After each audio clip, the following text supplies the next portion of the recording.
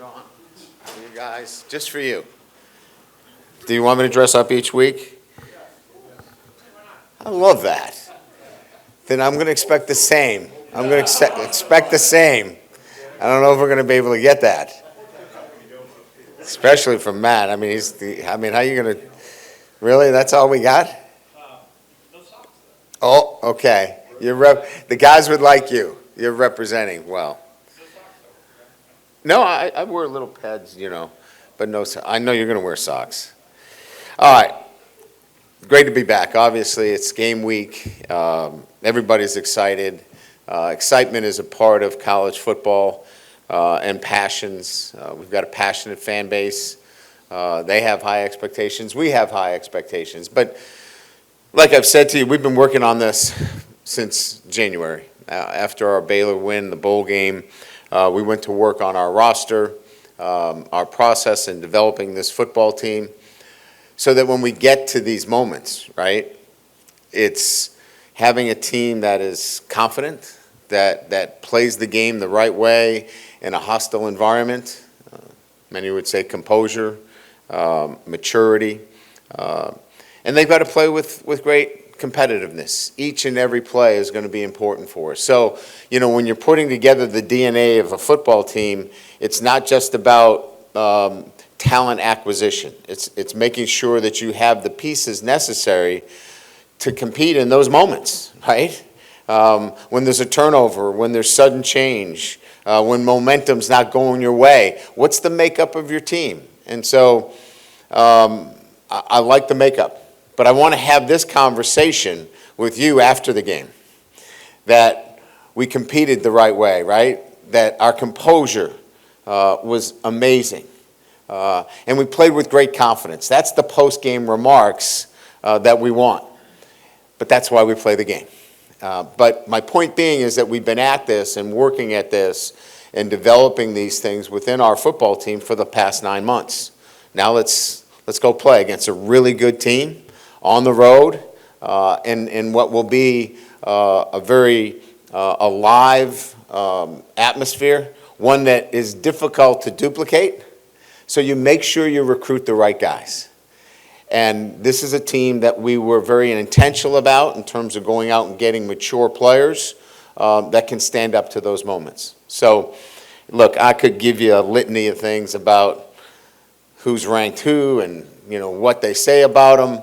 It's about going out and playing.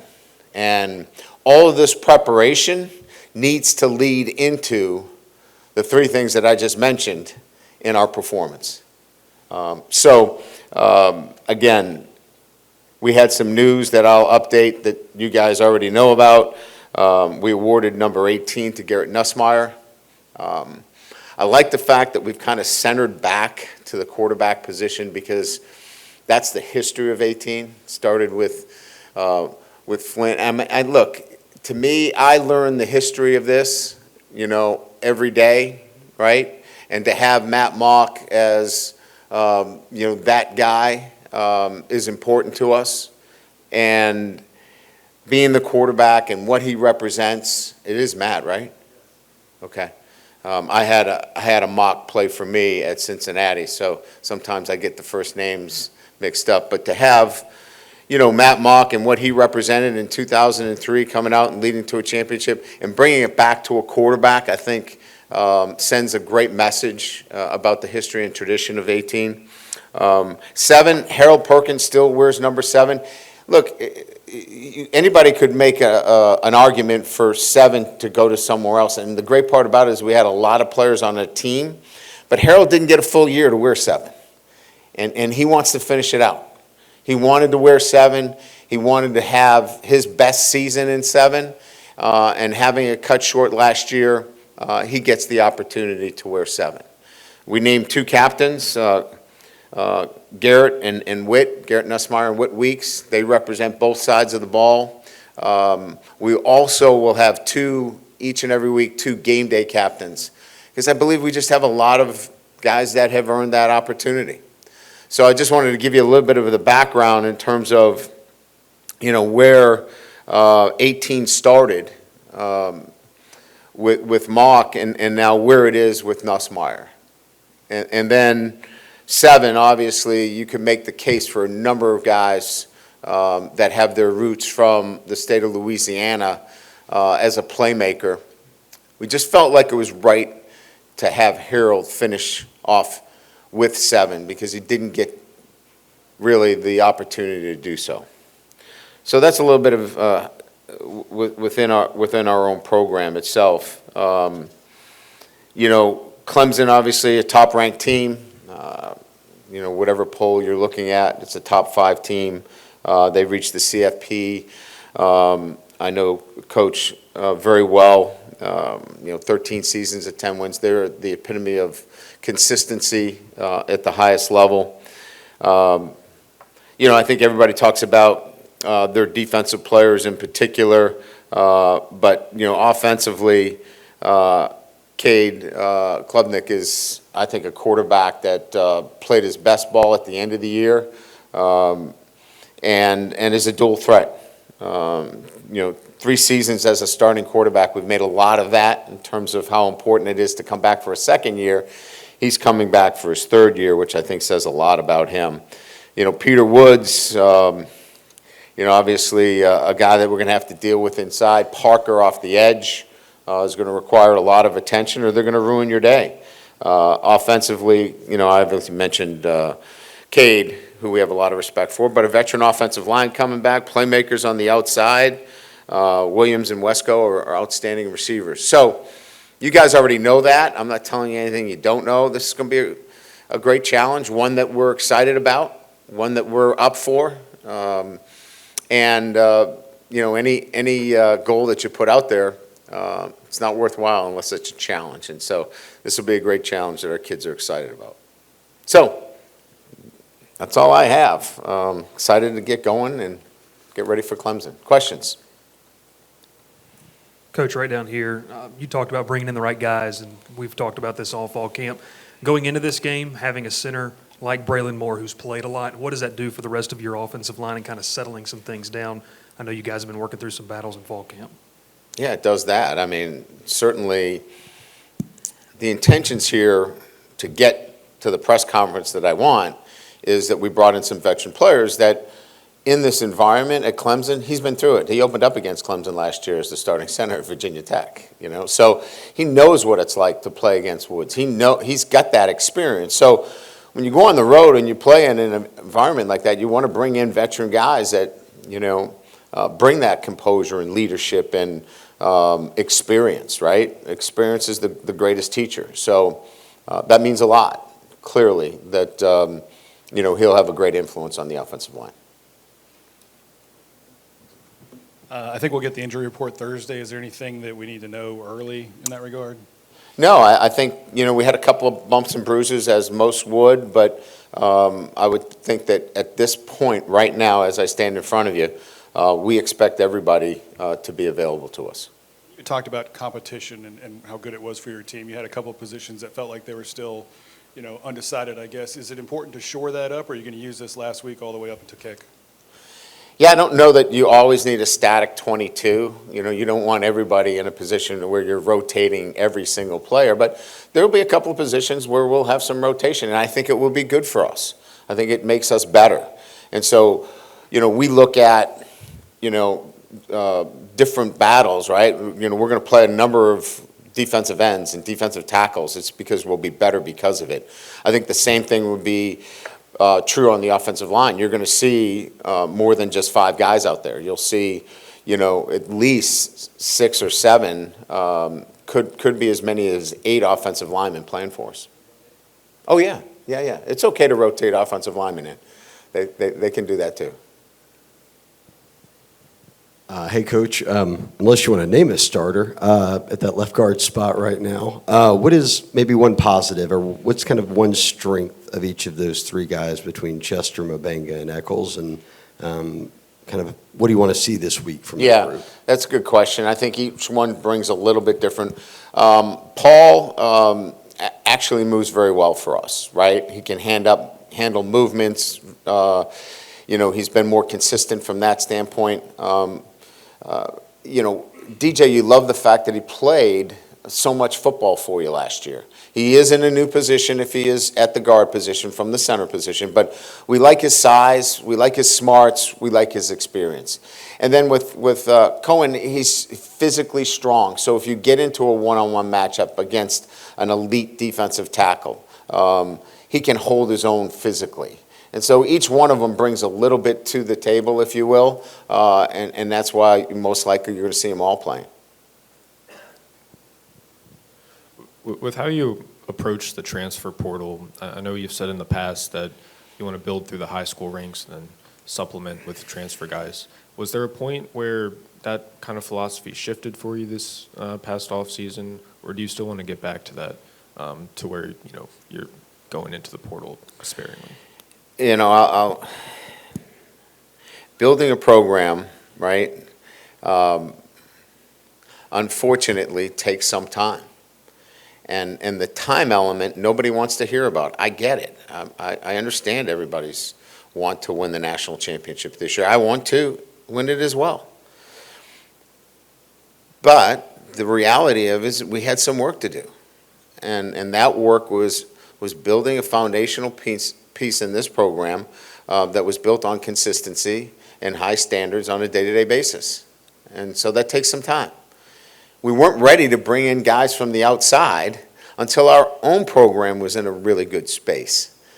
And so it took us a few years. And I felt like this year we were in a place where we could invite people into our locker room, transfers, if you will.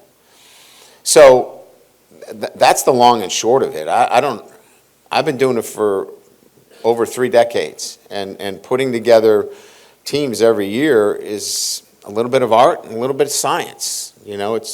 If it was just add water and stir, you don't need me, So I use my experience and my sense that when's the right time to add people to the roster, and I felt like this year was the right time. I thought we had the underpinnings of a program that was in a good place.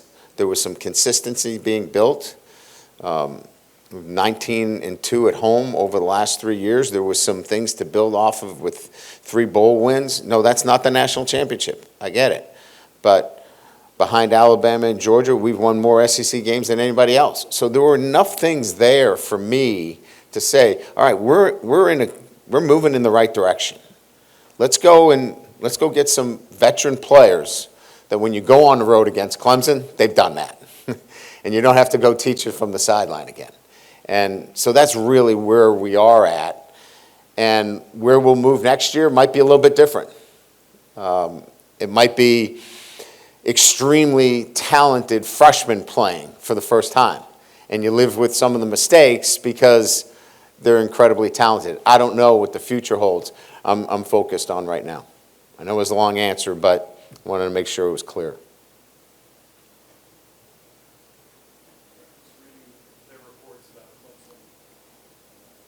Seeing them from afar, it appears that their run game is something that they are figuring out, right? What do you see in their run game, and how much, as you mentioned, does Cade factor into that? And do you need to be prepared? Well, he's I would say central to their run game. And look, I mean, you can go back to last year's Texas A&M game. We didn't handle ourselves very well, or the Alabama game, whoever you want to point out. South Carolina, I could keep going. I'd like to stop right there.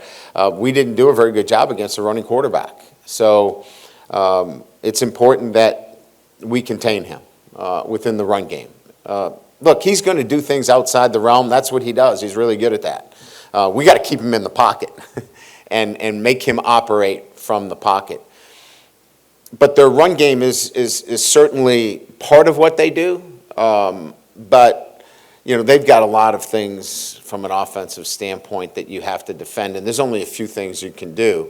You want to play fast. You want to play physical. You want to make sure that you don't give up the big shots. They like to get big shots down the field.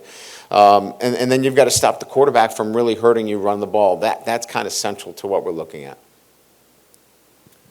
Brian, can you clarify on Garrett from Saturday? He didn't throw any passes. Why? Yeah, when you get into the camp situation, we have I know it's not a great analogy, but we have a pitch count where we want to take our quarterback's load off. And he had all the installation was in, Matt. We were done with installation. So this was just more throwing.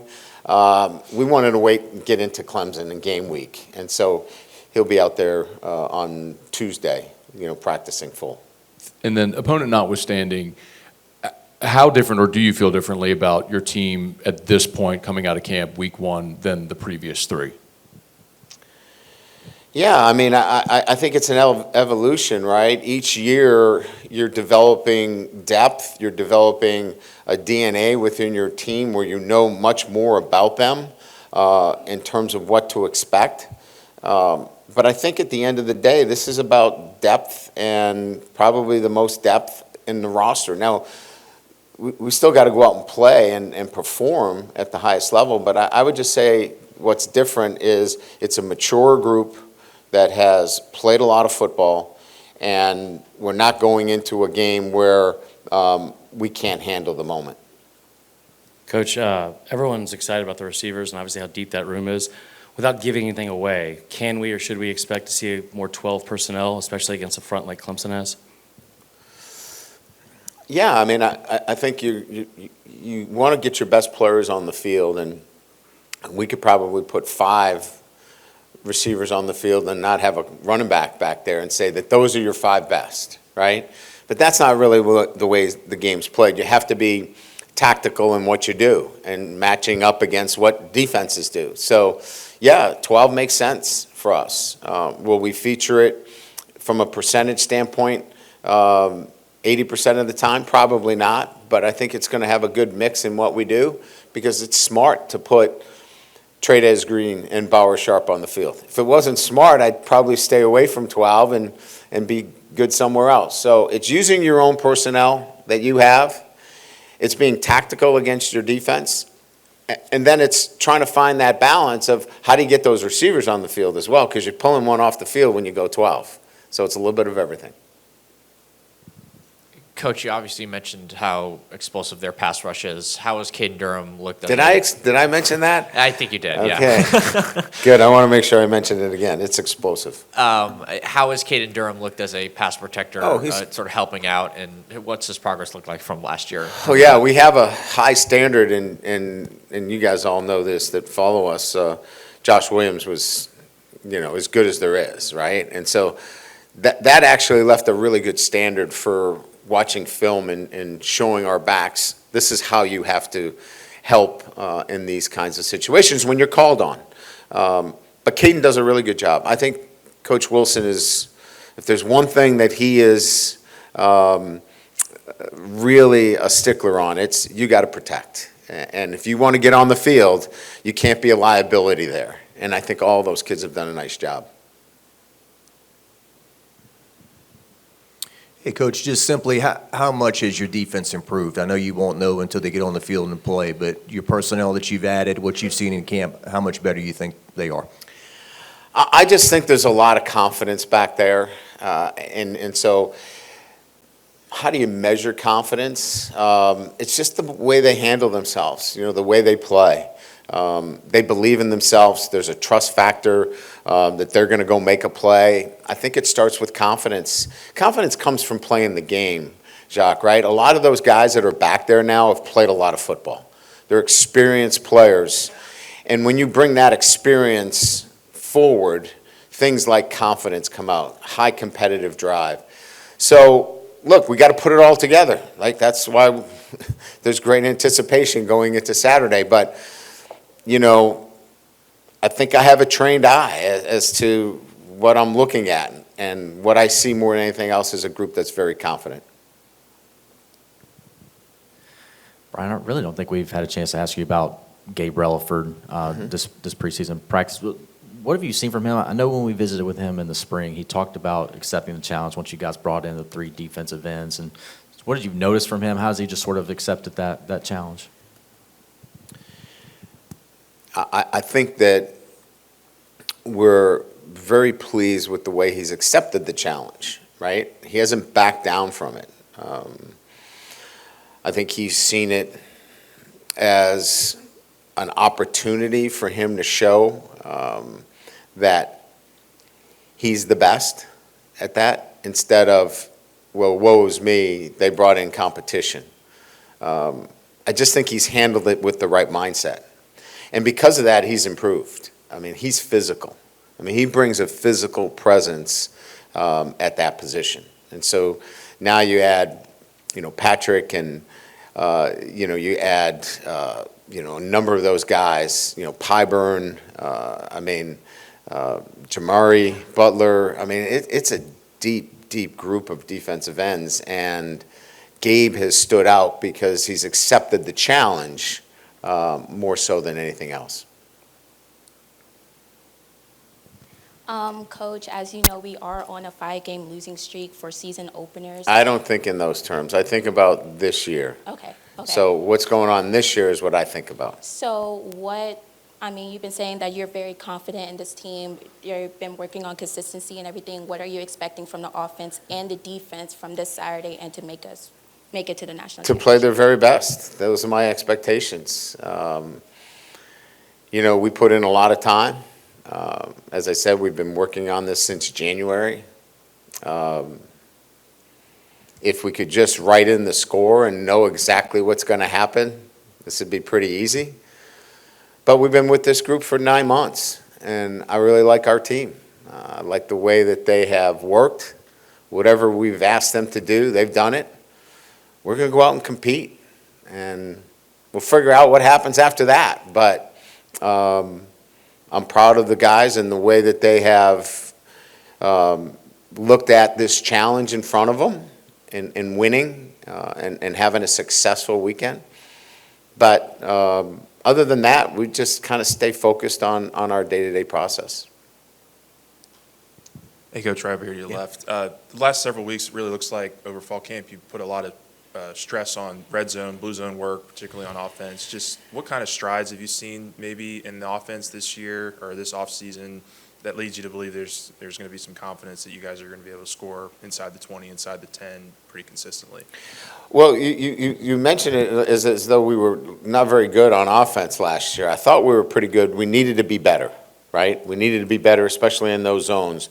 So, when you have a veteran quarterback, and Garrett, a guy that can come back, you can be a lot more situational in your work. When you have a younger quarterback there or hasn't, had the experience, you want to make sure that you cover everything. So, as I mentioned earlier, in terms of, why we kind of were able to pull him out of some practices and keep him fresh is because he's seen a lot of that stuff. We actually want to do a lot of that work for our younger players too, and get both Michael and Colin a lot of work in that situational offense, which is crucial to winning games because that's where the points are scored. Big difference. We go back to the USC game, we kicked field goals instead of touchdowns. And that was obviously the difference in that game. So I'm not saying that we did more of that because of the USC game. I'm saying that we did that because of the younger quarterbacks, that we wanted that situational work for them. And obviously, it's very important in your overall scheme of things. Hey, Coach, you had mentioned that on your radio show that the roster cost about $18 million. I was wondering if you can approximate about just what the portal class, those 18 cost, if you could. I'd have to look at my notes for that. I was commenting strictly on what the revenue share piece was going to be. I saw the revenue share piece because that's already been given to us.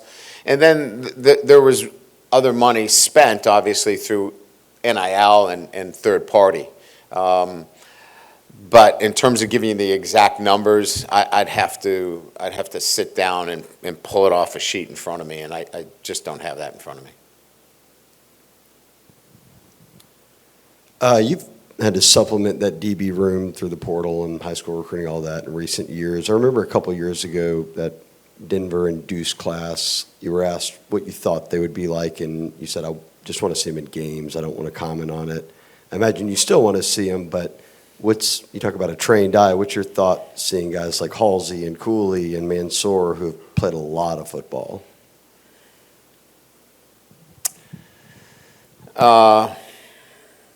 They have practiced.